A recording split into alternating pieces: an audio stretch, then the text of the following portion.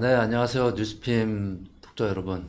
뉴스핌 TV KYD에서 매주 월요일 날 방송하고 있는 퇴직연금 관련된 프로그램입니다. 매주 그 주요 금융사에서 퇴직연금 담당하시는 그 매니저분들을 모시고 다양한 퇴직연금에 대한 이야기를 듣고 있는데요. 그동안에 한 두 달 동안 계속 그 좋은 말씀을 많이 듣고 했는데 아마 독자 여러분들께서도 수많은 금융사들의 어떤 퇴직연금에 대한 소개 그리고 전략 뭐 이런 걸 들으시면서 한번 비교 분석도 많이 해보셨을 것 같습니다. 그러면서 퇴직연금이 정말 중요하구나. 퇴직연금 하나로 진짜 특히 2030 세대는 미래 퇴직 이후의 그 경제력의 차이가 엄청나게 벌어날 수도 있겠구나. 지금 당장 준비하지 않으면 이거 큰일 나겠다라는 생각을 많이 갖고 계실 거예요. 특히 뭐 퇴직연금 그런 거 뭐 쉽게 회사에서 가입한 거 그냥 지나가면 되는 거 아니야? 그러면 그냥 놔두면 되는 거 아니야? 생각할 수도 있겠지만 아마 그 여기 나오셔서 그 말씀해 주신 분들 이야기를 잘 새겨 들으면 아마 그 지금 당장 손 놓고 있다라는 게 굉장히 후회가 될 수 있을 것 같습니다. 그동안에는 많은 민간 금융사분들에서 오셔서 그 수많은 퇴직연금 이야기를 해주셨는데요. 오늘은 좀 그 색다르게 또 우리나라 그 오랫동안 퇴직연금 특히 그 기업들, 중소기업들의 특히 그 직원분들을 위해서 퇴직연금 좀 엄청나게 많이 노력을 해주셨던 그 수많은 노하우가 많이 있는 아마 이 방송을 보신 분들 중에 다 뭐 공기업이나 뭐 대기업에 다니신 분들은 아니기 때문에 특히 오늘 나와서 소개해 주시는 말씀 잘 들으시면 특히 중소기업이나 자영업자분들이나 이런 분들한테 큰 도움이 될 것 같습니다. 그래서 오늘은 기업은행에서 그 퇴직연금 쪽을 담당하시는 그 매니저분을 한번 모셨습니다. 일단은 뭐 본인 소개 간단하게 부탁드리겠습니다. 네, 저는 기업은행 연금업무지원센터 배정호 차장이라고 합니다. 음, 퇴직연금은 2012년부터 지금까지 이제 수행을 하고 있고요. 그리고 퇴직연금 업무로 제도 컨설팅, 그리고 업무 프로세스 개발, 또 실적 배당 상품으로 뭐 펀드, ETF, 최근에 이제 디폴트 옵션 상품 설계까지 그런 업무를 수행했고요.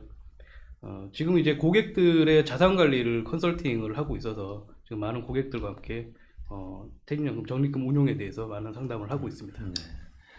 뭐 말씀하신 대로 거의 10년 넘게 12년이죠. 12년이면은 뭐 엄청난 그 퇴직연금 쪽에 그 노하우와 많은 경험과 수많은 상담 사례를 그 축적하고 계신 분이어서 잘 그 이야기를 들으면 많은 도움이 될 것 같습니다. 일단 오늘 그 프로그램이 1시간 정도 가까이 진행될 예정인데요. 그 배차장님께서 일단 오늘 좀 뭐죠? 그 프로그램 특징을 살려서 오늘 어떤 내용을 좀 소개할지 간단하게 약간 스크립트 정도 간단히 정리를 해드리겠습니다. 일단 예, 오늘 어떤 내용을 위주로 하실 건가요? 그 이제 퇴직연금은 이제 가입자들의 입장에서 아마 이제 세 단계로 구분이 되실 겁니다. 그러니까 퇴직연금을 가입을 하시는 단계, 그리고 가입 이후에 그 적립금을 운용하는 단계, 그리고 나중에 이제 퇴사를 하시게 될 때 퇴직금을 수령하는 단계, 이렇게 이제 크게 세 가지의 단계로 나뉘실 텐데, 음, 가입 단계에 대해서는 이제 앞서의 네네. 시간에 많이 하셨던 것 같아요. 그래서 뭐 DB 제도, 뭐 DC 제도 이런 특징들 많이 말씀하셨던 것 같아서 오늘은 그 적립금을 운용하는 단계, 이제 내 돈을 어떻게 운용할 것인가에 대한 문제와, 그리고 나중에 퇴사하셨을 때 퇴직금을 어떻게 수령하는가, 뭐 그런 부분에 대해서 저희가 이제 최근에 했던 고객들 컨설팅 사례 통해서 몇 가지 좀 말씀을 드리도록 하겠습니다. 네. 지금 뭐 배차장님께서 말씀하신 대로 저희 방송 뭐 두 달 동안 보시면 알겠지만 DB형이다, DC형이다, IRP다 뭐 퇴직연금에 관련된 기초적인 그리고 가장 또 반드시 알아야 되는 것들은 앞선 방송에서 워낙 많이 다뤄서 아마 시청자분들께서는 그 방송을 보시면 충분히 이해가 되실 것 같고요. 오늘 진짜 중요한 운용과 그리고 나중에 퇴사 시 그 아니면 은퇴 시 받을 수 있는 수령 방법 이게 가장 중요할 것 같습니다. 특히 지금 거의 다 대부분 다 그 직장인들은 이미 어느 정도 DB니, DC니, IRP니 이런 건 다 갖고 계실 거고 이제 운용 내 돈이 뭐 퇴직연금으로 1년, 2년, 3년, 4년, 10년 이렇게 쌓여신 분들이 많을 텐데 네.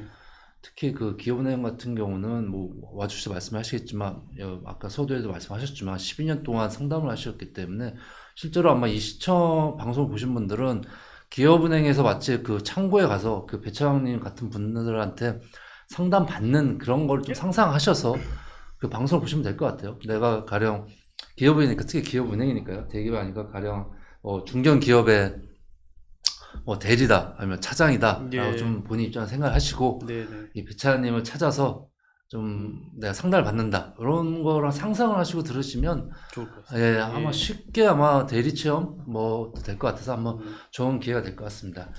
일단 그 처음에 그 적립금 운용 뭐 관련된 건데요. 처음에 어떤 것부터 좀 알아야 될까요? 네. 네, 말씀대로 이제 본인의 현재 상황에 맞게 이제 좀 요 내용들을 잘 이제 정리를 해서 이제 알고 계시면 많은 도움이 되실 것 같고요. 퇴직연금 적립금 운용에 있어서 가입자분들이 가장 우선적으로 좀 이해를 하고 계셔야 될 게 퇴직연금의 상품 계좌를 좀 이해를 하고 계셔야 됩니다. 그러니까 일반적인 정기예금, 뭐 일반 금융상품이 아니라 이 퇴직연금에서는 사실은 이제 회사에서 이제 근무하면은 퇴직금이라는 게 계속 발생이 되기 때문에 그 퇴직금을 계속적으로 뭐 1년에 한 번 혹은 뭐 매월 이렇게 납입을 해 주죠. 그래서 납입할 때마다 퇴직연금 계좌에는 별도의 계좌가 생성이 됩니다. 네. 뭐냐면 이게 예를 들어서 2012년도에 납입한 거는 2012년도에 납입한 계좌로 계속 생성해서 재해치가 가고 그 이후에 납입한 것들은 그 시점에 매수 시점의 금리와 그 시점에 정한 만기로서 상품 계좌가 계속적으로 생성해 나가는 구조를 이해를 해 주셔야지 됩니다. 네. 그래서 어떻게 보면 그 얘기는 우리 회사에서 내 퇴직금을 1년에 12번 납입했다 네. 라고 하면은 상품 계좌가 12개가 생성이 되어 있는 거죠. 네. 예, 그래서 그 상품 계좌들이 만기가 돌아올 때마다 또 지금은 이제 디폴트 옵션 시행으로 재해치가 안 되니까 재해치를 시키는 또 별도의 운용 지시를 해 주셔야지 되고 또 수익률이나 이런 것들을 좀 디테일하게 네. 상품 계좌를 관리할 필요가 있다. 일단 요 부분부터 먼저 좀 네. 챙기고 계셔야지 될 것 같습니다. 네. 일단 말씀하신 게 뭐 매달 저 같은 경우도 매달 퇴직금으로 얼마 적립됐습니다라고 공지가 날라오는데요. 예. 그렇다면 거는 제가 그 별도로 가지고 있는 회사에 퇴직연금 계좌가 있고 또 이게 자동적으로 어떤 은행이나 어떤 금융사의 그 계좌, 상품 계좌, 가령 예. 정기 예금이다. 예. 1년짜리 정기 예금이다라고 했을 때 거기에 그 계좌가 새로 개설이 돼서 그게 뭐 1년짜리 만기면 매달 이렇게 돈이 들어간다는 의미인 거죠? 아니, 그렇죠. 네. 그러니까 매달 납부를 하면은 본인이 지정한 상품으로 1월 1일 날 납부한 거는 그 다음에 1월 1일이 만기가 돼서 운용이 될 것이고 네. 2월 1일 날 납부가 된 거는 2월 1일부터 또 다시 그 다음에 2월 1일까지 운용이 될 것이고 그렇군요. 3월 1일 넣은 거는 또 그 다음에 3월 1일까지 이런 식으로 계속 상품 계좌가 계속적으로 만들어지고 있다. 이렇게 내 상품 계좌를 별도로 관리를 해야 된다라는 점. 그래서 요즘은 이제 상품 계좌가 만들어지고 또 만기가 되면은 또 고객들한테 계속적으로 통지가 가고 또 네네, 그렇습니다. 그렇죠. 그래서 매달 납부를 했던 기업들의 근로자들은 어떻게 보면 그 통지를 또 사실 매달 받고 또 통지가 왜 이렇게 많이 오지? 이렇게 또 네네. 불만을 갖는 경우들도 있는데 사실은 이유는 그렇습니다. 이유는 그 퇴직연금 상품 계좌라는 게 입금 시점마다 만들어지고 상품 계좌별, 상품 종류별로 만들어지고 있다. 이제 이렇게 내 퇴직연금 계좌가 구성되어 있구나. 이 부분 좀 네. 이해하실 필요가 있을 것 같습니다. 뭐 보통은 뭐 보통 독자들이 뭐죠? 사람들이 1년짜리 정기 예금 뭐 이런 식으로 해서 오늘 가입해서 1,000만 원을 넣었다. 1년 동안 이 계좌가 쭉 유지된다라고 이해를 하고 있는데 퇴직연금 같은 경우는 그게 아니라 이달에 만들면 이게 쭉 운용이 되고 1년치 운용이 되니까 새로 계좌가 있고 맞습니다. 2월 달에 또 넣으면 2월부터 뭐 가령 1년이라 하면은 2월 달부터 믿음이 2월까지 이어지는 또 다른 계좌가 계좌가 또 만들어지고 생기고 예. 또 3월 달 퇴직연금에 들어오면 그 3월 달에 들어온 게 뭐 가령 예를 들어서 1년짜리 예금에 들어간다고 하면 내년 3월까지 뭐죠? 내년 2월이죠. 내년 뭐 2월 말까지 그렇죠. 2월 말이죠. 2월 말까지 2월 말까지 운용이 되는 계좌 하나 또 생기는 거고, 그렇죠. 예. 그죠? 또 만기, 그 계좌가 만기가 되면 네. 다시 재예치가 되는 뭐 그런. 재예치가 과거엔 됐었었는데 지금은 디폴트 옵션 네네. 시행으로 안 되니까 음, 그 만기 시점을 잘 챙겨서 다시 또 그 자금을 다른 상품으로 운용 지시를 하거나 이런 관리들이 이제 지속적으로 좀 필요한 부분이 그럼 매달 뭐 이렇게 관리를 해야겠네요. 매달 납부를 해서 매달 생성된 상품 계좌가 있다면 사실은 매달 신경을 쓰시긴 하셔야 됩니다. 근데 그게 만약에 불편하시면은 네.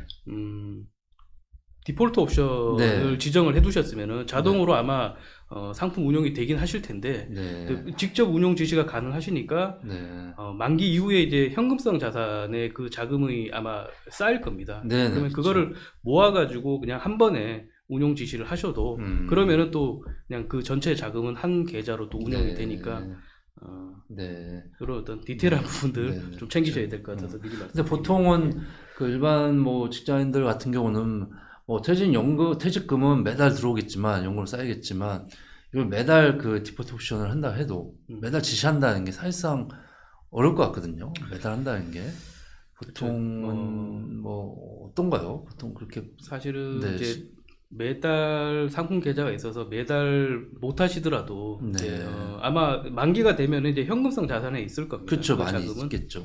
그래서 본인이 지정해 두신 디폴트 옵션으로 그냥 적용이 되도록 그냥 그대로 그냥 두시면은 아마 디폴트 옵션으로 네. 적용되실 거예요. 예. 그렇게 하셔도 되고. 근데 디폴트 옵션이 항상 최고의 선택은 아니긴 그쵸, 합니다. 그쵸. 예. 그래서 그때 시점에 가장 금리가 높은 상품으로 운용하시고 싶다거나 네. 혹은 그 시점에 조금 유망한 투자 상품으로 운용하시거나 하신다면은 그때 만기 시점에 별도로 내가 디폴트 옵션 적용이 아닌 다른 상품으로 운용 지시를 하시는 그런 관리에 대한 필요가 좀 있다. 제가 그렇게 네. 좀 알고 계시는 게 좋을 것 같습니다. 예. 일단 그러면 이 관리하고 지시하는 거는 일단 처음에 IRP 계좌가 있는 상태에서 말씀을 하시는 거죠. 일단은 네. IRP 계좌를 만들고 그 계좌에 퇴직연금이 매달 들어가고 거기에 디폴트 옵션이나 이런 걸 통해서 뭐 상품을 뭐 딴 거 이런 걸 해라 라고 지시를 하고 이렇게 되는 과정인 네, 거죠. 그러니까 네.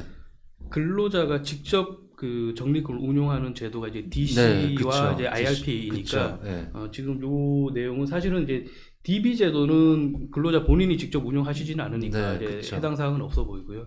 DC하고 IRP 가입자라면은 네네. 요 상품 계좌에 대한 내용은 좀 그쵸. 다들 좀 인지를 하고 네. 있으셔야지 할 것 같습니다. 네, 그렇죠. DC하고 IRP 계좌 예, 예. 두 가지에 해당되시는 분들한테는 꼭 그 좀 더 신경 쓰셔야 되는 네, 내용이고요. 맞습니다. DB 같은 경우는 어차피 뭐 회사가 운용을 하고 회사에서 하는 거기 운영하시는 때문에 거죠. 예. 그거는 아마 뭐 신경 크게 안 쓰실 텐데 근데 요즘 이슈는 DB가 아니라 DC하고 IRP잖아요. 근로자들이 많이 하고 있습니다. 예, 그래서 특히 뭐 노후 자산은 퇴직연금밖에 없다고 하신 분들은 적극적으로 이런 걸 챙겨보기 때문에 DC하고 IRP에 한정해서 말씀을 드리는 겁니다. 그래서 뭐 일단 기본적인 거는 뭐 근로자 스스로 이런 거 알아야 된다라는 거고요. 그 다음으로 중요한 게 일단 적립금을 운용을 해야 된다라는 걸 이렇게 던져 주셨잖아요. 네. 그러면 그 다음에는 뭐 가입자가 뭐 나는 적립금을 운용할 거야, 뭐 디폴트 옵션을 뭐 지시할 거야, 뭐 이런 거 좋습니다. 그렇다면 그 전제 조건들이 있잖아요. 그러니까 이거를 맞습니다. 어떻게 운용을 해야 되지? 또 무슨 생각을 갖고 운용을 해야 되지? 아니면 뭐 이런 것도 있잖아요. 먼저 그래서 처음에 해야 될 게 어떤 걸까요? 그 퇴직연금 가입자 입장에서. 우선 그 네. 이제 적립금을 운용하시기 전에 이제 네. 아까 이제 상품 계좌라는 이해가 필요하다는 부분을 네. 말씀을 드렸고 네. 그리고 이제 어느 정도의 수익률을 올릴 것인가 이제 요 부분이 조금 중요한데 DC 가입자는 본인의 운용 수익률을 본인의 퇴직금이 어떻게 보면 이제 증가하는 수익률이라고 볼 수 있죠. 네, 그렇죠. 운용을 잘해야지 사실은 DB 제도보다 더 유리하게 퇴직금을 네. 가져가실 수 있기 때문에 네. 적립금을 운용한다라면 그 목표 수익률을 최소한 임금 인상률 이상은 잡으셔야 할 것 같습니다. 네. 그래서 저희가 임금 인상률을 이제 직전 이제 5년간의 평균을 봤더니 약 한 3.9% 정도의 임금 인상률이 우리나라 평균 임금 인상률이더라고요. 그래서 네. DC와 IRP를 운용하신다라면은 네. 내 퇴직연금 계좌의 포트폴리오의 목표 수익률은 최소한 3.9 이상은 나와야지 된다. 이런 어떤 좀 인식을 계셨으면 좋겠고, 네. 그리고 또 본인의 위험 성향에 따라서 네. 또 뭐 거기에 더해서 물가 상승률을 더해서 한 5.9%, 네. 또 뭐 투자에 대한 또 리스크를 부담함으로써 또 얻을 수 있는 또 네. 고위험 네. 목표 수익률도 이제 할 수 있고 해서 어쨌든 이런 목표 수익률을 대상으로 이제 본인이 퇴직연금에 대해서 연환산 수익률을 계속적으로 좀 관리가 필요할 것이다. 이렇게 네. 두 가지 사항을 좀 네. 말씀을 드립니다. 지금 그 말씀하신 임금 인상률만큼은 보장을 하는 쪽으로 운용을 해야 된다라고 말씀하신 게 결국엔 DC형에 대한 기준 때문에 그런 거죠. DC형 자체가 아무래도 미래에 대한 임금 인상률 뭐 이런 걸 감안해서 했기 때문에 직접 운용할 거면 뭐 DC형 수준으로 뭐 최소죠. 최소 기준으로 보장을 해서 운영을 하든지 아니면 난 그거는 약간 아니면 혹은 많이 라고 했을 때는 물가 상승률까지 더해서 네. 이거 이 정도는 돼야겠다 라는 거를 맞습니다. 말씀하신 거죠. 네. DC 제도는 이제 임금이 상승하는 거에 준해서 퇴직금이 상승하는 제도가 아니다 보니까 네네. 이 운용에서 운용 수익을 본인의 퇴직금의 수익률로 이제 취하셔야지 되는데 네. 그렇다면 또 임금 인상률보다도 낮게 운용이 되면은 아무래도 또 근로자 입장에서는 좀 불합리하니까 네. 최소한 이런 목표를 가지고 운영이 돼야지 된다라는 것도 또 하나 또 인지하고 계셔야 될 사항이라고 생각을 네. 합니다. 근데 보통은 어떻게 그 고객분들이 왔을 때 어떤 쪽, 그러니까 보통은 다 우리나라 금융상품이라는 게 결국에는 수익률을 타겟팅을 갖고 나는 요 정도를 목표로 해서 왔으니 이렇게 좀 상품을 구성해 줬으면 좋겠다 뭐 이런 식이잖아요. 네. 보통은 보통 기업은행에 찾아오시는 분들이 보통 어느 정도 좀 생각을 하고 오시나요? 이 정도 됐으면 좋겠다. 그래서 이제 사실은 이제 고객분들에게 저희가 이제 만약에 이제 상담을 드리게 되면은 네. 반드시 이 임금 인상률 또는 뭐 플러스해서 이 물가 상승률 이상의 수익률이 필요하다라는 사실을 안내드리고 그리고 투자 상품 같은 경우에는 그 투자 상품에서 기대할 수 있는 기대 수익률을 저희가 산출을 합니다. 네. 직전 10년 동안 이 투자 상품이 계속적으로 투자했을 때 얻을 수 있는 연평균 기대 수익률 등을 이제 산출을 해서 고객분들한테 저희가 이제 포트폴리오를 제공할 때 그런 수익률 기반에서 포트폴리오를 제공을 해드리고 네.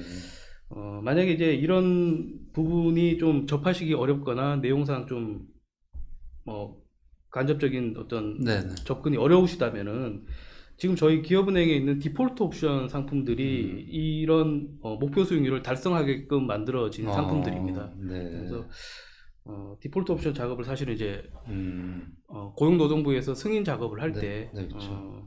이런 어떤 기본적인 기대 수익률을 기반한 포트폴리오를 구성하도록 되어 있었기 때문에 저희 기업은행에서는 뭐 지금 현재 저위험 포트폴리오, 중위험 포트폴리오, 고위험 포트폴리오 이렇게 합계 이제 7개의 포트폴리오가 있는데 저위험, 중위험, 고위험이 각각 임금 인상률, 중위험은 물가 상승률, 그리고 고위험은 주식 리스크 프리미엄까지 더해서 목표 수익률을 달성할 수 있도록 그렇게 설계된 상품이니까 네. 선택하시기 어렵다면 이런 디폴트 옵션 상품도 괜찮을 것 같습니다. 네. 일단은 독자 입장에서 가장 궁금한 게 그게 뭐 목표 수익률을 3가지 정도로 카테고리를 나누셨잖아요. 예. 그러면서 그 근거가 뭐 연평균 그 급여 상승률, 그리고 물가 상승률, 그리고 그 다음에 투자 수익률이 공격적인 투자 3가지를 전제 조건을 해서 만들어 주셨는데 다시 한번 좀 말씀을 해주시면 좋겠는데요. 저위험은 한 몇 퍼센트 정도 된다고 보면 될까요? 저위험은 임금 인상률 직전 5년 평균이 3.9%입니다. 네, 3.9%. 3.9% 이상의 적립금 운용 수익률을 네. 목표로 하실 것을 권해드립니다. 중위험은 어느 정도인가요? 중위험은 3.9%에서 물가 상승률 직전 5년치 2%를 더해서 5.9%를 목표 수익률로 저희가 잡고 있습니다. 네, 고위험은 어느 정도죠? 고위험은 5.9%에 주식시장 리스크 프리미엄을 저희가 2% 더했습니다. 그래서 합계 7.9% 이상을 달성할 수 있도록 지금 저희가 상품이 구성이 되어 있습니다. 야, 그러면 되겠네요. 그러니까 내가 퇴직금을 이 정도 가지고 있는데 뭐 그건 남은 근무 뭐 근속 뭐 연수에 따라서 다르긴 하겠지만 그렇게 하면 되겠네요. 나는 한 3%, 3.9% 말씀하신 대로 예, 요 정도면 괜찮을 것 같아. 근데 딱 보니까 위험도도 낮아. 한 분들 저는 3.9%면 만족하겠습니다. 네, 라고 하면 저위험 포트폴리오를 짜주세요. 맞습니다. 예, 저는 그거보다는 그래도 물가 상승률은 돼야 되지 않을까요? 뭐 물가 상승률보다 못하다는 건 사실상 손실이니까요. 예, 예. 그러면 저는 중위험, 여기서 말씀하신 게 저는 5.9 정도 되면은 만족할 것 같습니다. 라고 하면 중위험으로 골라주세요. 네, 라고 하면 되고, 저는 아직 그 20대고 혹은 30대니까 좀 공격적으로 나가겠습니다. 네, 그럼 적어도 한 7.9%, 거의 8%인데, 이 정도를 목표로 한번 운용을 하겠습니다. 라고 해서 뭐 세 가지 저위험, 중위험, 고위험으로 이렇게 말씀을 드리면 되는 거네요. 처음에 이렇게. 그렇게 해서 선택을 하시면은 뭐 아주 용이하게 음, 목표 수익률을 달성할 수 있는 포트폴리오를 선택하셨다라고 보셔도 될 것 같습니다. 그렇다면 일단 제가 뭐 고객 입장에서 성향이 결정됐어요.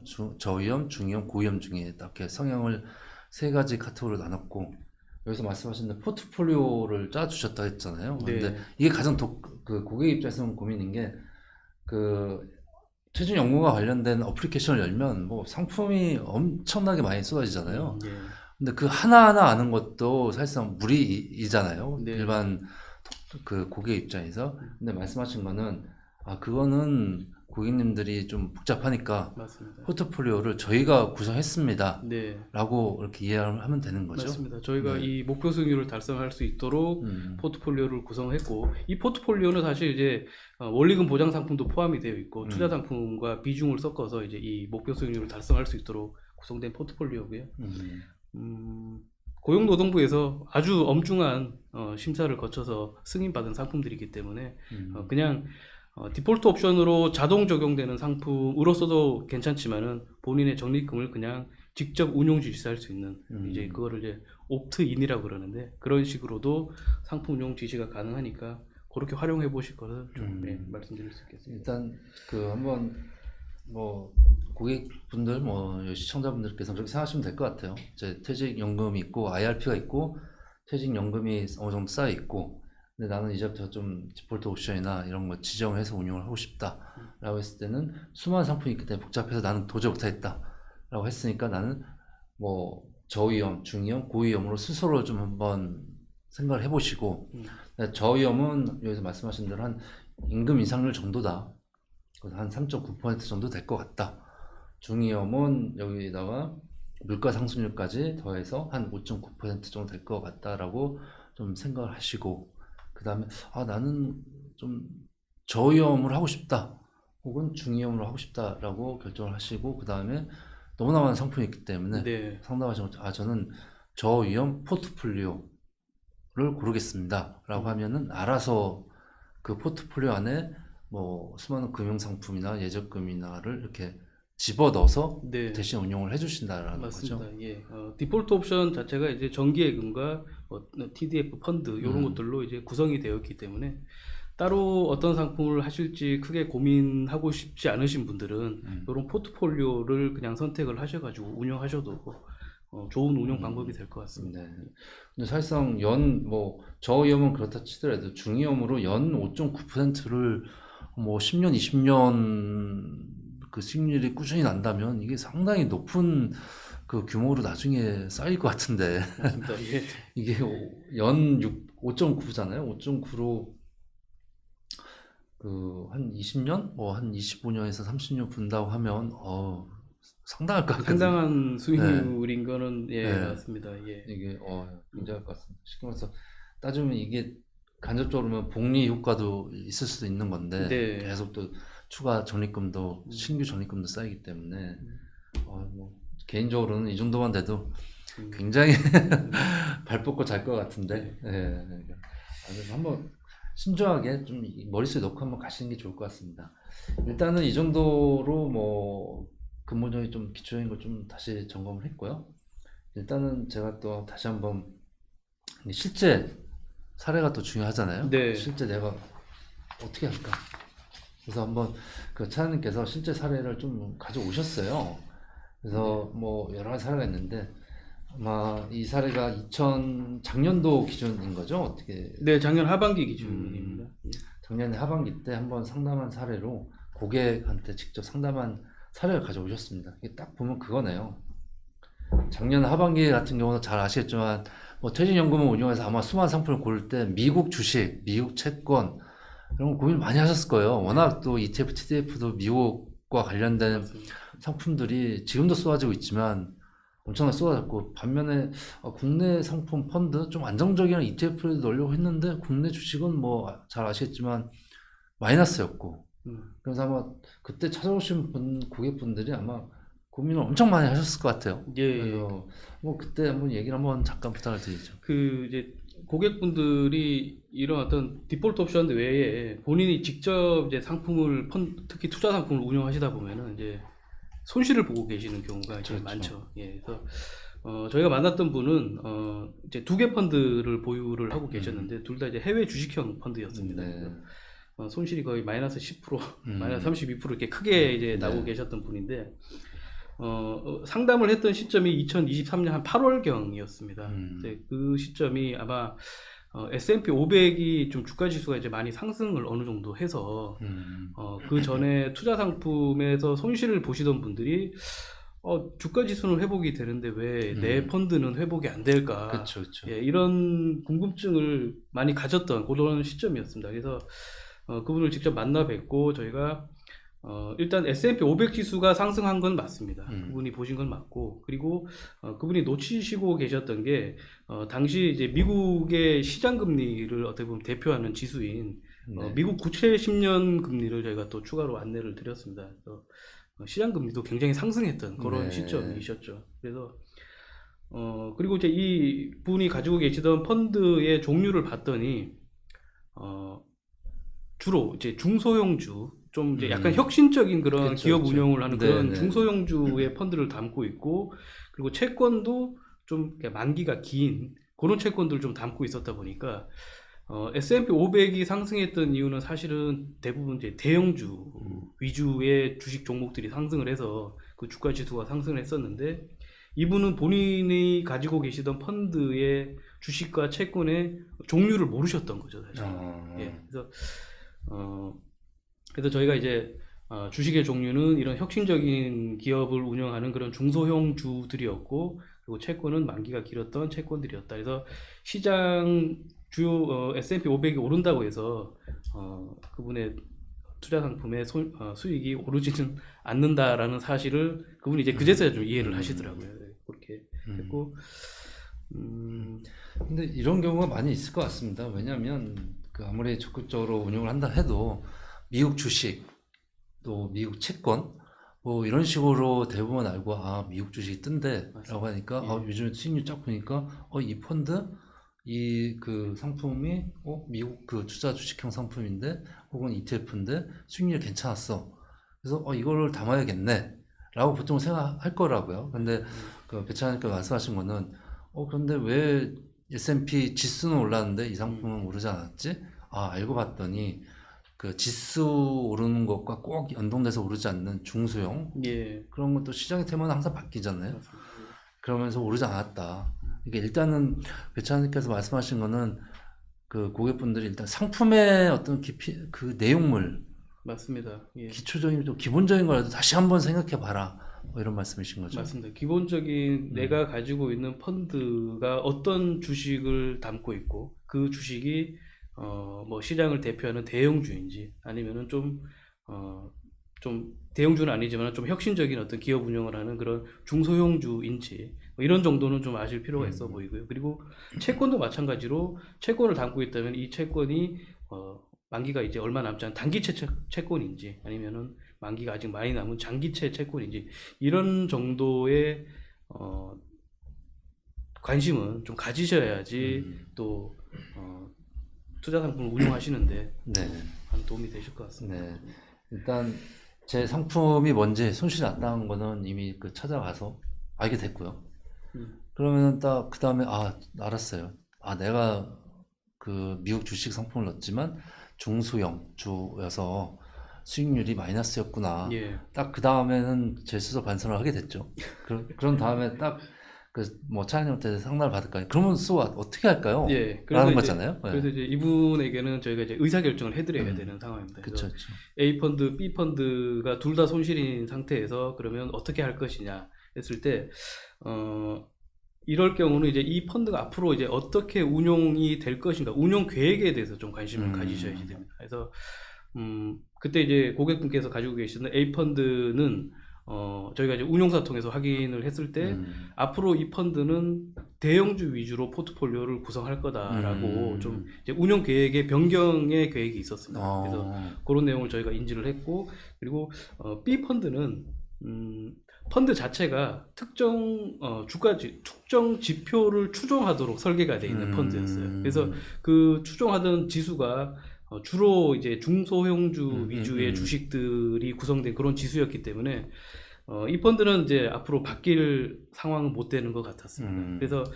그 고객분하고 이제 A 펀드는 이제 앞으로 변경될 것이고 B 펀드는 그렇지 않을 것이다. 이렇게 이제 고객분과 협의를 해서 그렇다면 이제 A 펀드 위주로 본인께서는 이제 운용하시겠다라고 결정하셔가지고 B 펀드는 환매를 통해서 이제 다른 상품으로 변경을 하셨고 A 펀드로 지금 현재 유지해서 다행히 그래도 수익이 많이 회복이 네. 됐습니다. 예. 이거 되게 좋네요. 뭐, 다 아시겠지만, 펀드 운용 계획 이런 거를, 뭐, 개인 투자자들이 잘 알기는 어렵잖아요. 알려면 알 수 있지만, 네. 잘 알기는 어렵고, 여러 가지 이유가 있는데, 하나는 정보 접근성에서도 제약을 받을 수밖에 없고, 또 본인이 거기에 대한 지식이나, 또 그런 접근 방법도 모를 수 있는데, 찾아가서, 뭐, 기업은행 찾아가서, 제 퇴직연금 오픈해보니, 이렇습니다. 펀드가 많이 났었네요. 근데 이거를 한번, 말씀하신 차장님이 한번 들여다봐서 저쪽 운용사나 네. 뭐 중간사 통해서 좀 계속 전화를 돌려서 물어봤겠죠. 저희가 확인하죠. 네, 예. 확인을 해서 예. 대신 알아봐 주는 거잖아요. 맞습니다. 예. 대신 와서, 이 펀드가 이럴 겁니다. 대신 알아봐서 또 그 기관 대 기관이기 때문에 어느 정도 또 신뢰성 있는 정보를 또 이렇게 가져오는 거잖아요. 맞습니다. 예. 굳이 그런 거니까 아마 뭐 독자분들에서도 굳이 혼자 이렇게 머리 싸맬 필요 없이 기업은행에 찾아가서 제 계좌를 였습니다. 어떻게 될까요? 네. 그래서 물어보는 게 제일 정답일 것 같네요. 맞습니다. 네. 그 고객분들이 정말 이런 투자 상품에 대한 정보 접근성이 매우 떨어집니다. 네. 예, 그래서 지금 만약에 이제 투자 상품을 운용해서 뭔가 궁금증이 있다라면 본인이 가입하고 계신 퇴직연금 사업자, 뭐 은행이든 증권이든 가셔가지고 지금의 현황과 그리고 앞으로 이 펀드의 운용 계획 그리고 이제 어떻게 운영을 할지에 대한 그런 정보들을 좀 적극적으로 취하실 필요가 있고요. 그래서 저희 기업은행에서는 지금 이제 고객분들한테 직접 사실은 이제 상품 만기가 되거나 그리고 투자 상품에서 좀 일부 관리가 필요한 예를 들어서 손실이 난다거나 이런 분들에게는 직접 연락을 드리고 있습니다. 그래서 직접 유선이든 방문이든 상담을 드려서 투자 상품에 대한 관리를 받을 수 있도록 저희가 그런 고객 관리도 지금 진행을 하고 있습니다. 네. 근데 그 고객 가령 했을 때 뭐 좀 돈이 많은 고객들은 해당되나요? 아니면 지금 현재는 네. 좀 일정 금액 사실 이상이긴 한데 아. 그런 부분들을 저희가 점차 좀 확대를 해 나갈 계획으로 좀 가지고 네, 있습니다. 그렇군요. 좀 퇴직금을 많이 좀 해서 말씀하신 대로 기업은행에서 알아서 이렇게 소통도 많이 하고 네. 또 알아서 또 이렇게 그 전략이나 뭐 위험 신호나 여러 가지를 전달해 준다고 하니까 그러면은 뭐 되게 발 뻗고 자기도 편하고 아주 좋을 것 같습니다. 적극적으로 생각보다 주변에 보면 그 금융회사를 통해서 이런 걸 운용을 잘 못하시는 분이 많더라고요. 특히 우리나라 그 투자자들 개인들은 그 주식시장도 그렇지만 혼자 뭔가를 다 하고 예. 오히려 그 오픈되는 공공 뭐 이런 금융사 이런 데를 찾기보다는 이상한 정보 사자라 그러나요? 아니 뭐 정보 이런 거 누가 카더라 뭐 리딩 이런 누가 예, 카더라 예, 그런 거 많이 그런 걸 더 오히려 신뢰하는 희한한 그 좀 문화가 있어서 예, 예. 그런 거를 좀 이제는 버리고 그 뭐 금융사 찾아가는 게 훨씬 더 도움이 되니까 뭐 생각도 좀 한번 바꿔보세요. 그러니까 그런 것도 좀 일단 먼저 선행이 돼야 될 것 같습니다. 일단 이런 기본적인 이런 뭐 또 운용적인 것들 실제 상담 사례도 말씀해 주셨는데 이제는 뭐 기본적으로 이런 식으로 운용이 된다라는 네. 거를 알게 됐잖아요. 여기서 구체적으로 들어가면 뭐 한도 끝도 없으니까 그건 직접 창구를 찾아가서 문의해 보면 될 것 같고요. 이제는 아까도 말씀하셨지만 운용을 좀 어느 정도 방법을 알았고 네. 이제는 제일 중요한 거 어떻게 보면 또 가장 중요한 거잖아요. 그 적립금을 어떻게 수령하실지. 수령할까? 예. 근데 예전에는 뭐 퇴직금 한 번에 받으면 되는 거 아니야? 뭐 이런 거잖아요, 단순하게. 근데 그 오늘 설명해 주실 자료를 보면 굉장히 그렇지 않다. 네. 수령하는 거를 여러 가지 몇 가지 사례를 통해서 정교하게 알면 그게 또 크게 도움이 될 거다. 수익적인 네. 면에서 이렇게 가져오셨는데 일단은 뭐 보통 그거잖아요. 재직 결국은 직장인들이 언제 돈을 뺄 거냐, 퇴직금을 뺄 거냐가 중요한 건데 네. 뭐 어떻게 좀 이렇게 할까요? 자, 네. 이제 퇴직금을 받으실 때, 이제 퇴직을 하시게 되면 이제 퇴직금을 받으시는데, 근무하시는 중에는 아마 뭐 DB나 DC 제도로 운영을 하셨을 겁니다. 그래서, 퇴직하셔서 받으실 때는 개인형 IRP라는 통장, 뭐 많이들 잘 아실 겁니다. 요즘은 세액공제 목적으로도 이제 많이 하시기 때문에 개인형 IRP 통장을 통해서 퇴직금을 이제 이전을 받으시는데, 개인형 퇴직연금 IRP가 중요한 이유는 이제 퇴직하실 때가 되면은 퇴직금이 확정이 되고 퇴직소득세가 확정이 됩니다. 예, 이거는 이제 내가 내야지 되는 이제 세금이 되는데 일단 IRP를 통해서 퇴직금을 받게 되시면은 그 내가 내야 되는 퇴직금에 대한 과세가 이제 이연이 됩니다. 그래서 나중으로 세금을 납부가 이제 나중으로 이제 연기가 되고 그리고 나중으로 연기된다는 건 세금을 포함해서 이제 내가 다른 어떤 금융상품으로 또 운용할 수가 있다라는 거죠. 그렇게 할 수가 있고 그리고 나중에 이 자금을 뭐 원하시는 시점에 언제든지 일시금으로 찾으실 수도 있지만은 또 나중에 연금식으로 수령을 하시게 되면은 내가 확정이 됐던 그 퇴직소득세에서 30에서 40% 정도를 세 감면 효과가 있습니다. 그래서 그 상세한 사항은 제가 또 네. 사례를 통해서 또 설명을 네. 드려보도록 하겠습니다. 그러니까 기본적으로 이렇게 된다는 거죠. 제가 퇴직을 했어요. 정년에서 퇴직을 했어요. 그래서 퇴직금을 뭐 1억을 받았다. 그 1억이 뭐 DB든 DC형으로 운용을 했든 어쨌든 1억이 됐습니다. 근데 그게 퇴직을 했으니까 더 이상 회사에 가지고 있는 계좌는 없어지는 거잖아요. 맞습니다. 뭐 예. 사실상 없어진다고 보는 거죠. 없어지죠. 그렇기 때문에 내가 예전에 퇴직금을 받을 IRP 계좌에 그 퇴직금 운용된 수익까지 포함해서 쫙 이렇게 돈이 이전이 된 거죠. 맞아요. 예. 그러면 이제부터 이 IRP로 어떻게 할 거냐라는 걸 말씀하시는 거잖아요. 그래서 예, 예. 그 퇴직금을 1억을 받았을 때 그때 퇴직소득세도 가령 10%다라고 하면은 10%에 해당되는 1,000만 원이 딱 그에 내는 퇴직소로 딱 확정이 되는데 예. 그걸 낼 필요 없다. IRP는 네, 이연이 된다. 이연이 되니까 예. 그걸 내지 않아도 된다라는 거잖아요. 네, 그러면은 이걸 계속 이연해서 내년, 내후년, 뭐 2년, 3년, 4년, 5년까지 미루고 네. 1,000만 원을 안 내도 되니까 그 1,000만 원을 또 운용하면 또 그건 자기 돈이 추가적인 수익이 네, 수익이 되는 발생하는 거잖아요. 거고요. 예. 또 돈이 많으면 세금 뭐 아시겠지만 세금이 제일 무서운 거니까 맞습니다. 예. 그래서 그런 식으로 운용이 된다, 네. 설계가 돼 있다라고 말씀하신 거고 또 이게 한 번에 IRP를 받아서 이거를 또 연금 형식으로 받겠다라고 하면은 뭐 연금이 또 뭐 이거는 연금 소득이기 때문에 맞습니다.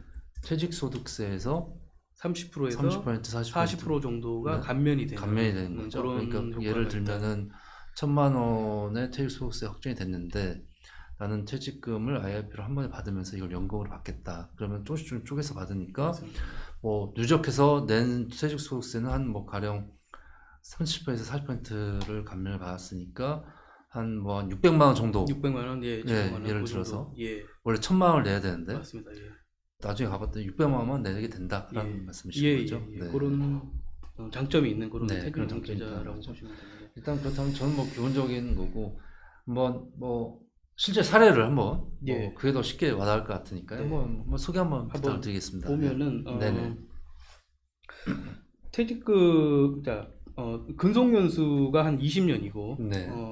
세전 퇴직금이 한 3억 원이라고 어휴, 한번 가정을 네. 해보겠습니다. 네네. 그래서 이렇게 됐을 때 현재 세법상의 퇴직소득세는 제가 계산을 해보니까 한 1984만 한 4천 원 정도가 나오더라고요. 네. 그러니까 이거는 이제 지방세 소득세 10%를 포함한 금액이고요. 네. 그래서 자, 이렇게 해서 이제 만약에 IRP로 내 퇴직금이 들어오게 되면 이제 네. 선택하실 수 있다고 제가 말씀드렸습니다. 네.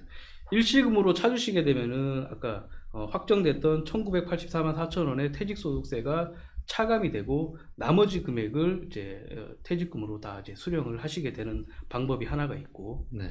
그리고 만약에 이제 이거를 연금으로 받게 되시면은 연금은 이제 퇴직금을 받고 55세 이상이면은 언제든지 연금 개시가 가능하십니다. 그리고 연금이란 거는 뭐 짧게 몇 년 만에 받으시는 게 아니고 최소 연금을 수령하는 기간이 그거는 이제 퇴직연금을 가입을 2013년도 3월 1일 전후에 따라서 최소 기간이 5년에서 10년까지 정해집니다. 그래서 만약에 이제 10년 동안 받겠다라고 이제 하게 되면은 이분이 당초에 내셔야 됐던 세금은 약 1984만 4천 원이었는데 연금을 받으면서 연금을 받는 비율에 준해서 퇴직소득세도 동일하게 차감이 됩니다. 네, 원천징수가 그렇죠, 됩니다. 그렇죠. 그래서 곧 차감되는 퇴직소득세에서 30%가 감면된 네. 세금을 차감을 하기 때문에 실제로 이 케이스 같은 경우는 세금을 한 1,389만 원 정도만 납부가 되기 때문에 일시금으로 받을 때보다 한 600만 원 이상, 한 네. 600만 원 정도를 세금을 줄일 수 있었던 그런 사례가 되겠습니다. 네, 딱 그 정리를 하자면 그 뭐 퇴직자가 뭐 3억이라는 퇴직금이 쌓여 있는 거죠. 굉장히 많은 돈입니다. 3억이면은 거의 회사 생활 충실히 하고 거의 뭐 2만원급에 가까울 정도로 열심히 살고 해서 하면은 3억 정도 쌓이는 것 같은데 그 분이 55세에 3억의 퇴직금을 받고 이걸 일시 수령을 한다면 1984만 원을 세금으로 내는 거죠. 맞습니다. 퇴직세로 예. 4만 원을 딱 내는 겁니다. 예. 근데 이거를 연금으로 바꾸겠다 나는 한 10년 동안 이 퇴직금 3억을 나눠서 받겠다. 예. 뭐 이런 거잖아요. 네. 그러면은 뭐 매년 얼마씩 받을 거잖아요. 네. 적금 금액인데 근데 10년 동안 어쨌든 매년 받는 연금에 대한 소득세, 연금소득세라 하겠죠. 연금에 대한 소득세를 매년 내고 나중에 토탈로 계산해 보니 그 한 1,389만 원을 내게 되는 거죠. 세금으로 내게 된 거죠. 예. 예, 그러면 차액이 한 595만 원 정도 되네요. 네. 595만 원. 네. 그러니까 595만 원은 연금으로 전환을 하면서 절세를 하게 된 거네요. 절세를 하게 네. 되신 거죠. 예. 굉장한 그 메리트가 있는 거라서 당장 그 퇴직금을 당장 쓰실 분이 아니라면 이런 식으로 연금으로 돌려버리면 네. 진짜 2천만 원에서 뭐 1,400만 원으로 세금이 딱 뚝 떨어지는 거니까 엄청난 세금 절약이잖아요. 이 정도면. 맞습니다. 예. 굉장한 겁니다. 한번 뭐 이런 거를 한번 염두에 두시고 퇴직금 받을 때 일단 고민을 해보시는 게 가장 중요할 것 같습니다. 이건 연금에 대한 저희 설명이고 또 다른 뭐 사례가 있을까요? 일단 연금에 대해서 좀 추가로 말씀을 네. 드리면은 이제 요 케이스 같은 경우는 이제 10년 동안 받는 케이스를 말씀을 드렸고요. 퇴직연금 가입 시점이 만약에 2013년 아까 말씀드렸지만 13년 3월 1일 이전이시면은 짧은 기간 동안 5년간만 연금 수령도 가능하십니다. 그래서 자금을 좀 빨리 인출해야 될 필요가 있는 분들은 이제 가입 시기가 만약에 그 이전이라면은 5년 만에도 퇴직소득세 30%를 감면받으면서 내 퇴직금을 전부 다 인출하실 수 있다라는 부분도 이제 알고 계시면 좋을 것 같고요. 수령하시는 방법은 뭐 원리금을 균등하게 받거나 아니면은 뭐 물가 상승률에 맞게 조금 체증해서 받겠다 이런 방법도 가능하고 또 국민연금이 나오는 시점에 맞게는 또 금액을 줄이겠다, 체감하겠다 이런 방식도 선택이 가능하시니까. 그것도 추가로 알고 계시면 좋을 것 같습니다. 네, 이게 수령 방법도 참 복잡합니다. 지금 뭐 일단은 그 수령 기간을 5년에서 10년으로 뭐 쪼갤 수 있다 라는 것도 알고 계셔야 되고요. 그러니까 가면 무조건 연금으로 받으면 10년, 20년 아니야 또 착각할 수 있거든요. 근데 짧게도 된다고 합니다. 5년. 근데 다만 내가 퇴직연금 가입한 시기가 2013년 3월 1일 이전이라는 예, 거죠. 이전일 경우 2013년 3월 1일 이전이라고 합니다. 그러니까 10년 전이거든요. 10년 전에 내가 퇴직연금에 가입을 했다. 그러면 저는 5년까지 짧은 기간에 단기간에 받을 수 있는 자격 조건이 된다고 합니다. 그걸 알고 계셔도 될 것 같습니다. 이거를 놓치는 경우도 많기 때문에 아차 싶을 수 있습니다. 그래서 그걸 반드시 아시고요. 그다음에 일단 뭐 이런 방식으로 기간에 대한 것도 있고 그 다음에 또 다른 뭐 수는 있다. 네. 아까 이제 제가 연금으로 받으면은 이제 절세할 수 있다라는 부분을 이제 말씀을 드렸는데 연금으로 받을 때 연금 수령 연차라는 게 있습니다. 그래서 내가 연금을 올해 처음 받으면 올해 내 연금 수령 연차가 1년입니다. 그리고 네. 이제 이게 이제 매년 누적돼서 이제 연차가 이제 계산이 되는데 현재 이제 소득세법에서는 퇴직소득을 연금으로 수령해서 그 연차가 10년 이내는 30% 감면을 해드리고 네. 그리고 10년을 초과하게 되면은 40%를 감면받을 수 있도록 그렇게 되어 있습니다. 그래서 두 번째 사례를 제가 하나 말씀을 드릴 텐데요.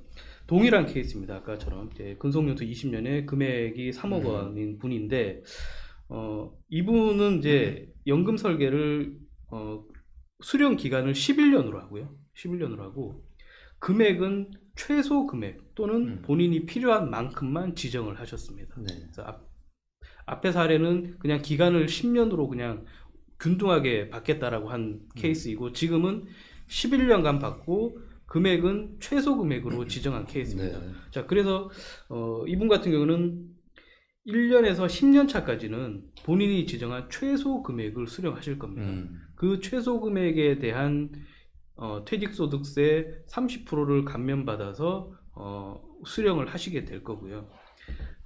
그리고 11년 차 때에는 나머지 잔여 금액을 받으실 때는 퇴직소득세 감면 비율이 40%가 감면을 받으실 수가 네네. 있습니다. 그래서 이렇게 되면 만약에 최소 금액이 이제 어느 정도이냐에 따라서 나중에 받는 금액이 커지면 커질수록 절세 효과가 더 극대화될 수 있는 그런 케이스라고 보실 수 있습니다. 네. 예. 쉽게 말해서 연금 퇴직금을 연금으로 최대한 늦게 받을수록 뭐 절세 효과가 크다 이렇게 이해를 해도 되는 맞습니다. 건가요? 그러니까 10년을 초과해서 받게 되면은 10년 초과하면서 받는 연금에 대한 소득세는 퇴직소득세는 40%가 감면이 되기 때문에 10년을 초과해서 받으면은 절세 효과는 더 커진다. 근데 이 그렇게 10년이라는 게 딱 법으로 정해져 있는 기간인 건가요? 어떻게? 원천징수세율은 10년을 기준으로 아. 30%, 40% 그렇게 이제 아, 나눠져 있기 때문에 그렇군요. 예. 그러니까 딱 10년이라는 거가 법에 정해져 있는 기간이라 합니다. 무조건 늦는다는 게 아니라 딱 10년이라는 시점을 기준으로 이전이냐 이후냐 예. 딱 이렇게 생각을 해야겠네요. 맞습니다. 예. 음, 그래서 10년 이전은 30% 감면, 음. 예, 초과는 40% 감면 이렇게 음. 해서 10년 초과해서 많이 받을수록 그쵸, 절세 효과가 더 커진다. 네네. 예, 그런 그렇군요. 이게 참 세법 우리나라 세법이 가장 복잡한 법이라서 쉽게 세간에는 세무사도 세법을 잘 모른다 이런 얘기까지 있기 때문에 이 부분은 진짜 처음에는 모를 수도 있겠군요. 일반 고객 입장에서는 좀 반드시 새겨들었으면 좋겠습니다. 10년 전으로 세율이 30에서 40% 이렇게 벌어진다고 하니까요. 반드시 알아야겠습니다. 그리고 뭐 특히 뭐 요즘에는 뭐 이전 방송에도 많이 다뤘는데 그 퇴직연금에 관련해서 최근에 관심이 갑작스럽게 또 커진 것 같아요. 워낙 네. 뭐 경기나 아니면 미래소득에 대한 불안감인지 아니면 퇴직연금 제도가 어느 정도 20년 정도 되니까 이건 잘 해야 되는 뭐 사실상 금융 상품이구나 노후에서 굉장히 중요하구나라는 인식이 확산된 건지는 정확히는 모르겠지만 굉장히 관심이 높아진 것 같아요. 그래서 혹시 최근에 좀 퇴직연금 이거 운용할 때 상품이나 뭐 이런 트렌드, 동향 뭐 이런 게 좀 있는지 좀, 네. 좀 부탁을 드릴게요. 지금 이제 2024년 이제 4월인데 이제 앞으로 이제 금리가 좀 이제 전반적인 전망은 좀 떨어질 거다라는 예상이 많습니다. 그래서 상품을 보실 때에도 그런 부분들에 대한 좀 전망을 가지고 상품 선택을 좀 하셔야지 되는데 지금 일단 금리 수준을 좀 말씀을 드리면 크게 이제 원리금 보장 상품 같은 경우에 정기예금이 이제 제도별로도 이제 금리가 조금씩 다릅니다. 네, 지금 그쵸. 이제 제가 괄호 안에 넣은 게 이제 금융기관의 이름입니다. 그래서 DB 제도 같은 경우는 우리은행이 3.35, DCIRP 부산 경남은행이 각각 3.45, 3.50, 요 정도로 지금 현재 금리가 형성이 되어 있고요. 네. 그리고 이율 보증형 상품 같은 경우도 지금 1년짜리가 롯데손해보험이 3.75에서 3.71 이렇게 이율 보증형 상품도 많이 요새 하고 계십니다. 이율 하고 계시고 지금 이율 보증형 상품에서 좀 눈여겨 보셨으면 하는 거는 3년짜리 이율 보증형 네. 상품이 지금 DB형 메리츠 화재가 3.67, DC의 DB 손해보험이 3.41, IBK 연금보험이 3.75, IRP에 이렇게 돼 있는데 앞으로 이제 금리가 떨어지게 되면은 내가 1년짜리를 선택하게 되면은 1년 뒤에는 금리가 떨어진 상품으로 아마 재매수를 하셔야지 될 겁니다. 네, 예. 그렇죠. 그래서 지금 당장 금리가 조금 더 높은 것보다도 앞으로 금리가 떨어질 거를 예상을 해서 이율 보증금 3년짜리로 그냥 금리 확정을 시켜서 3년간 그렇게 운영하시는 방법도 많은 선택들을 하고 계십니다. 그런 선택도 하고 계시고 또 참고하시면 좋을 것 같고요. 네. 그리고 뭐 파생거래사채 ELB 같은 게 지금 3.9% 정도 이제 나오고 있고 실적 배당형 상품으로 좀 눈여겨 보셨으면 하는 게 앞으로 이제 금리가 좀 떨어질 예정이니까 지금 금리가 떨어지면 채권 가격이 좀 상승을 할 겁니다. 그래서 채권형 펀드나 ETF 상품으로 만기가 조금 긴 중장기 채권으로 상품을 매수하시면 앞으로 이제 기준금리가 떨어지고 시장금리도 뭐 더 떨어진다면은 채권형 펀드에서 채권 가격이 좀 더 상승해서 수익률을 더 높일 수 있는 그런 방법이라고 생각이 됩니다. 예. 네. 일단 권유하시는 게 그 크게 한 두 가지 세 가지로 좁혀지네요. 어차피 정규 예금 같은 경우는 뭐 워낙 아시겠죠. 금리 수준이 아무래도 상대적으로 많이 떨어지고 예. 또 일일 보증보험이 금리는 정규 예금보다 높지만 어쨌든 올해 가입하는 금리와 또 만기가 돼서 내년도 내후년도에는 금리가 떨어지기 때문에 이거를 뭐 올해 좀 높다고 해서 하는 것보다는 좀 어차피 퇴직연금이잖아요. 맞습니다. 예. 퇴직금이기 때문에 길게 봤을 때 한 3년 지금 상대적으로 금리가 1년짜리보다는 좀 낮지만 한 3년 동안 여기서 말씀하시는 뭐 가령 여기서는 그렇게 나왔네요. 메리츠 같은 경우는 일일 보증보험이 3.67% 냈는데 그 롯데 손해보험이죠. 예. 3.75에서 조금 롯데가 높아 보이지만 보이지만 0.08%포인트 정도 3년짜리가 낮아 보이지만 향후 뭐 3년 동안 금리 하락을 고려하면 메리츠의 3.67%가 훨씬 더 유리하다 이런 네. 말씀이신 거잖아요. 네. 네, 알겠습니다. 뭐 이거는 쉽게 생각을 뭐 하실 수 있을 것 같아요. 뭐 네. 저 같은 경우도 뭐 3년짜리 이걸 가입하는 게 또 기본으로 3.60% 보장이 된다고 하면 이쪽으로 가입하는 게 당연할 것 같습니다. 일단 이것도 한번 찾아가서 반드시 이런 좋은 상품을 보시고 한번 물어보시고 한번 하셨으면 좋겠습니다. 그리고 뭐 또 다른 뭐 어떤 뭐 이런 거 뭐 있을까요? 이 동양은 이런 네. 거는 최근에 좀 이거는 굉장히 좀 알아두면 좋은 상품들을 소개시켜 주셨는데 이거 말고 또 다른 것도 있을까요? 그러니까 퇴직연금을 이제 앞으로 만약에 절세의 효과까지 이제 기대를 하면서 운용을 하신다라면은 이제 정말 장기간 내 자금이 이제 있는 그런 이제 계좌가 될 겁니다. 개인형 IRP가. 그러면은 IRP는 또 이제 뭐 금융회사마다 조금 다르긴 하지만은 또 이제 신탁 계좌이다 보니까 별도의 소정의 또 수수료가 있습니다. 그래서 저희 기업은행 IRP 같은 경우는 이제 비대면으로 만약에 이제 개설을 하시게 되면은 수수료를 전액 면제를 해드리고 있습니다. 그 수수료가 0.2에서 한 0.3 정도 될 겁니다. 그래서 그 자금이 전액 면제가 되기 때문에 네. 본인의 퇴직연금 운용을 비록 다른 금융회사에 하시더라도 그 자금을 IRP는 기업은행을 통해서 운용하시면 별도의 수수료 없이 매우 장기간 동안 네. 내 퇴직금, 내 은퇴자금을 보관하고 또 국책은행인 기업은행에서 안정적으로 네. 관리받을 수 있다. 네. 이런 말씀도 좀 추가로 그러니까 드리고 가령 싶습니다. 그런 거죠. 쉽게 설명하면 기업은행 어플리케이션을 다운을 받아서 네, 거기에 가면은 뭐 퇴직연금 항목이 카테고리가 있잖아요. 예, 예. 거기에서 그 IRP 계좌를 그러니까 계좌를 개설하라는 거죠. 그렇죠. 예, IRP 그렇죠. 비대면 계좌를 네, 하나 비대면 개설해 네, 두시고 원래 그러면은 원래 계좌도 있어야 되는 건가요? 그 기업은행 계좌가? 기업은행 아니면 계좌 없이 없이도 되는 IRP도 거죠? 가능하게 쉽게 말해서 되어 있습니다. IRP 계좌 개설을 거기서 항목을 신청을 하면 뭐 본인 인증이나 뭐 등등 여러 가지 절차를 거쳐서 하면 IRP 계좌가 기업은행에서 개설이 된다라는 말씀이신 네. 거죠? 그럴 경우에는 뭐 0.2에서 0.3% 통상 네, IRP 운용 수수료인데 공짜라는 거죠? 비대면으로 네, 하면 전액 비대면으로. 면제를 아, 받아서 예, 네. 이런 IOP에 대한 수수료 네. 전액 면제. 이 그럼 전액 면제가 기간이 한정이 돼 있는 건가요? 운용 기간에 아니면은 운용 기간 없이 전액 면제 아, 평생 제도를 동안? 예, 시행하고 있습니다. 예. 엄청 좋은데요? 평생 동안 운용 수수료 없이 퇴직연금을 운영할 수 있다는 거는 그것도 0.2에서 0.3%면 적지 않은 수수료이기 때문에 금액이 대부분 퇴직금의 규모가 크시기 때문에 네. 그 금액의 크기가 뭐 적지 않으실 겁니다. 네, 예. 알겠습니다.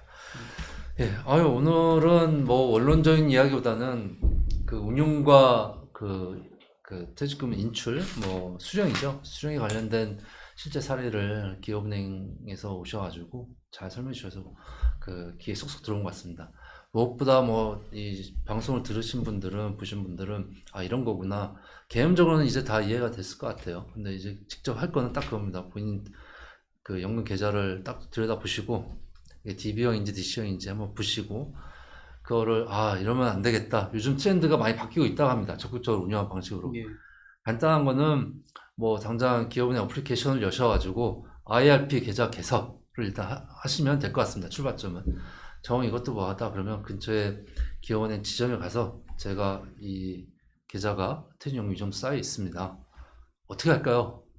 이렇게 물어보는 게 가장 또 수월한 방법일 것 같고 특히 뭐 연세가 드신 분들은 그 스마트폰으로 이렇게 보시는 게 좀 복잡하니까 또 퇴직연금도 또 수령할 때 됐으니까 직접 한번 근처에 기업은행 지점에 가셔가지고 뭐 직접 문의하는 게 가장 좋을 것 네. 같습니다. 그럼 혹시 연금 상담은 뭐 지점마다 다른 건가요? 특정 지점에 가야 되는 건가요? 아니요, 뭐 전국 어느 지점에나 가능하시고요. 그 말씀드린 수수료 면제 혜택을 받으시려면은 본인이 직접 인터넷이나 스마트 뱅킹 그렇죠. 통해서 직접 계산하시는 그 채널을 통해서만 수수료 면제 네. 받을 수 있다. 일단 IRP 계좌는 기업은행 애플리케이션을 다운받고 네, 계산한 다음에 지점에 찾아가시면 될 것 같습니다. 그러면 수수료는 없으니까요. 네, 그렇게 하시면 뭐 본인 퇴직연금을 아주 부릴 수 있는 좋은 길 같습니다. 예, 오늘은 기업은행에서 오셔가지고 아주 실제 도움이 많이 되는 이야기를 많이 해주셨습니다. 이 방송을 보신 분들도 퇴직연금 잘 운영하셔가지고 노후가 좀 편안하셨으면 좋겠습니다. 예, 오늘 그 기업은행 오셔가지고 수고해 주셨습니다. 감사합니다. 감사합니다. 네, 고맙습니다.